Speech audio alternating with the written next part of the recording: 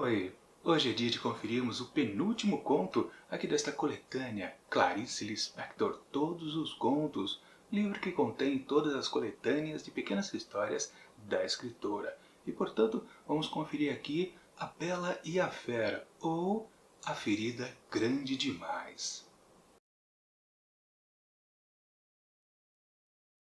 Começa!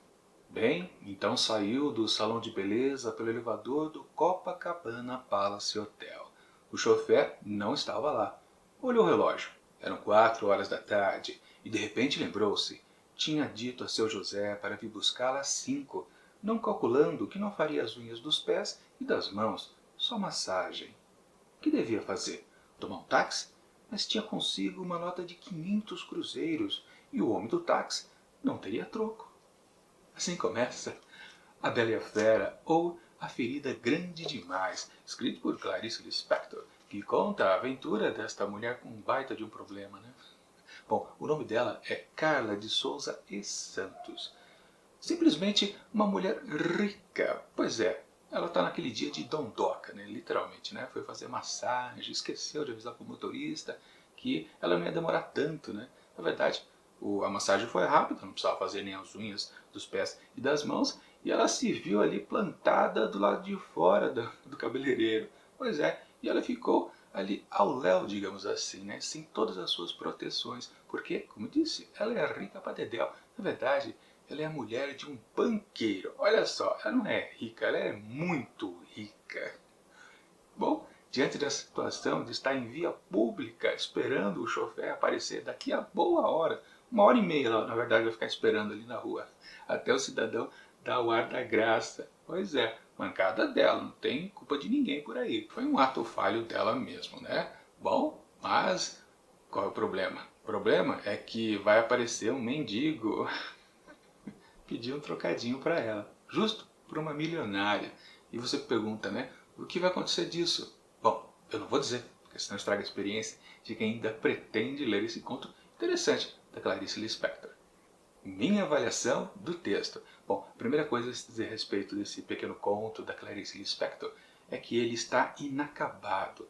Na verdade, ela faleceu antes de terminar a escritura total aqui do texto. Se bem que, para ser bem sincero, eu passei por esse texto completamente e não fiquei com aquela sensação ao final de, peraí, tem uma coisinha aqui mal explicada, porque em tal ponto ali do texto foi dito algo XY e aqui ao final não chegou a um resultante daquilo, a uma explicação. Não, tudo que está exposto durante toda a narrativa, eu considero que exista sim um final. Não tem nada faltando, resumindo. Ou seja, na verdade o problema que temos aqui é que há uma disparidade em algumas informações. 2 informações, para ser mais preciso. No começo do texto, ela diz que tem 3 filhos. Já no outro ponto, ela diz que só tem 2. E por culpa do marido. Foi o marido dela, o banqueiro, que meio que definiu. Teremos 2 filhos. Ponto. E acabou. E outra informação também curiosa é que também, lá no começo do texto, ela diz que é de família rica. Ou seja, antes de casar, ela já possuía posses. Era rica. Ou seja, não tem problema. Não mudou. Só que depois, no outro ponto, ela diz que vem de uma família pobre. Ou seja, aí sim a gente pode dizer que o texto tem alguns probleminhas, que podem até atrapalhar um pouco na definição então do pensamento dessa personagem. Com certeza a gente pode dizer isso. Bom, isso porque literalmente o texto trabalha justamente com esse choque de realidade. Uma mulher super rica, muito rica, já que é a esposa de um banqueiro, e ela topa com um mendigo, que obviamente é um miserável. Ele se aproxima justamente para pedir um troquinho para poder comer alguma coisa. E ela está naquela situação, saia justa, ela não sabe o que fazer. Nesse texto que eu li para vocês de abertura do conto, está exposto, né, que ela tem 500 cruzeiros no bolso, que até é um costume que o marido dá para ela, né? Nunca saia para a rua sem alguma coisa na bolsa, no bolso, na bolsa, né? Mulher não tem bolso, né? E porque qualquer eventualidade, bom, a eventualidade que ocorreu para ela foi justamente essa, né? Dar um dinheirinho para um mendigo. Vai daí que ela começa a se questionar, não só naquelas questões tipicamente da escritora, que é a posição da mulher perante a sociedade, perante os homens, perante as outras mulheres. Além disso, há uma questão de É uma coisa social, né? Tipo, um rico, existem ricos no mundo, existem pobres no mundo, e temos aqui uma rica diante de um mendigo, né? Então, o texto fala sobre isso também. Aí que eu digo que o texto tem esse problema de algumas definições, porque se antes ela era rica e agora ela se dói pelos pobres, é uma coisa. Mas se antes ela era pobre e agora se dói pelos pobres, que agora ela já não é mais, também quer dizer uma segunda coisa. São princípios diferentes. Então, nesse ponto, o texto realmente ele está incompleto, porque a gente não consegue entender direito qual é a crítica que a Clarice está fazendo. De uma pessoa que era pobre, se esqueceu disso e agora está lembrando, ou de uma pessoa que nunca foi pobre, sempre teve dinheiro e agora dá de cara com a miséria. É um pensamento completamente diferente. Não dá para dizer que é a mesmíssima coisa. Óbvio que não. Nesse ponto, o texto realmente fica pendendo alguma coisa, algumas informações. Mas no fundo, claro, no contexto geral da história, tá tudo no eixo. Há um começo, há um meio e há um fim. Não tem como negar, não tem nada faltando. Bom, mas na questão principal da escritora, aquela questão da mulher se descobrir por algum motivo, aí sim, o texto flui de maneira que a gente já havia visto em vários outros contos aqui desta extensão de todas as coletâneas que a autora produziu. A mulher se permitindo ser livre, começando a se descobrir por completo, ou pelo menos começando mesmo, né? Não chegando à sua totalidade. Sim, ela fica diferente. Com certeza, a mulher que existia no começo da história não existe mais do que resultou lá ao seu final. E também tem uma coisa importante aqui, que é a característica também básica das publicações da Clarice Lispector, né? Que é a coisa da epifania. Uma coisa que acontece assim, que às vezes pode ser trivial, mas que para o personagem bate e faz com que ele mude de comportamento. A epifania é a transformação vinda de digamos, um clique que dá na cabeça, né? Ah, é, acordei para a vida.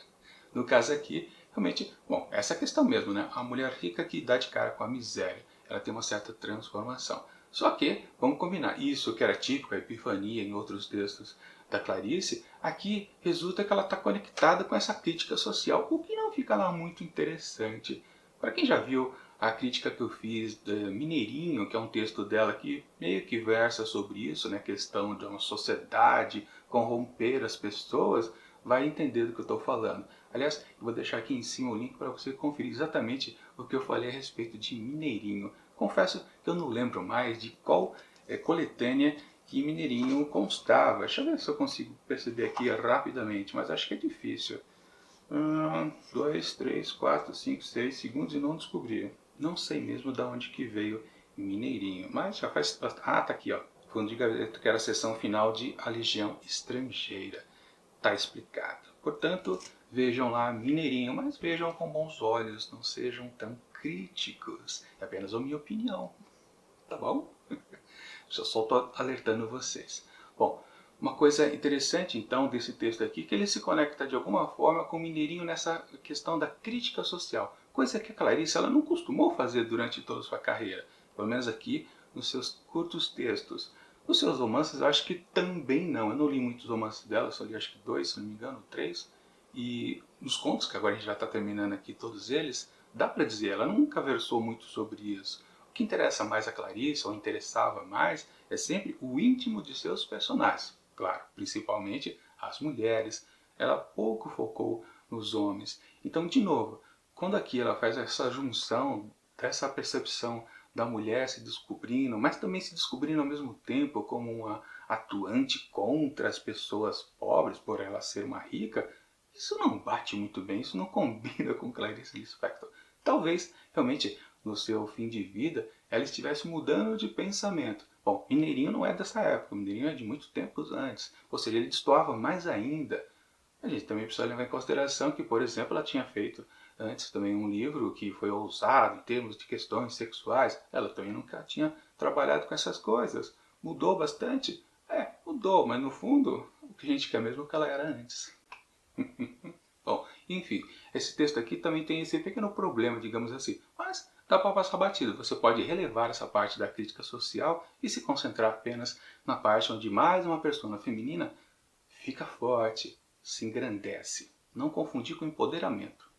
Bom, Uma coisa interessante é que esse texto aqui, ele realmente tem os seus problemas, mas parece então realmente que ele tem um fecho, ele está bem azeitado. Mas essa questão de motivo dele ter esse descontentamento pessoal por causa de suas origens, aí que fica a coisa dúbia, se ela era rica ou se ela era pobre antes do casamento. Claro, a questão da quantidade de filhos meio que não importa muito, se bem que no segundo momento onde ela expôs isso, que ela tem 2 filhos porque foi o marido que decidiu isso, aí sim, isso tem lá muita importância. Mas bastava, claro, ela corrigir lá no começo do texto, em vez de dizer 3, dizer apenas 2 filhos que ela tinha.